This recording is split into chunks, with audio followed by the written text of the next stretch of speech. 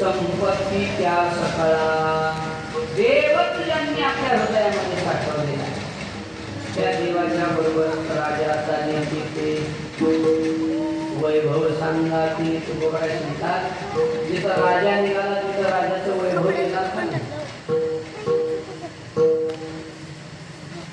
साहेबांच्या मुखातून ऐकलेलं आहे एक राजा होता. राजाची लढत झाली. राजाने प्रधानजीला म्हणलं प्रधानजी आपल्या राज्यात किती शाने माणसं आहे जरा मला बघायचं. तो राजाला असं वाटावं नाही कारण किती येड्याचा भरणा आहे किती शान्याचा भरणा आहे कळावं ते राजाला असं वाटलं. प्रधानजीने सांगितलं मी सोय करतो रे पण खर्च नाही येत आहे. राजाने सांगितलं खर्च काय यायचा तेवढा येईल पण शहाणं कोण आहे का नाही मला वाटतं.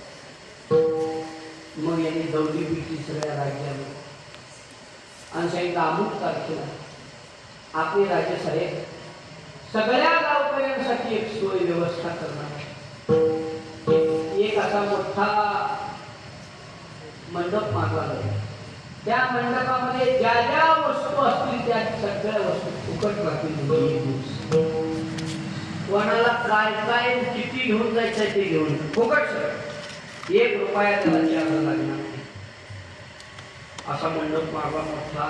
राजाला सांगितलं आणा वेगवेगळे पदार्थ धान्य सोनं नाणं चांदी सगळं आणि राजाने सांगितलं मी सुद्धा याच्यात बसलो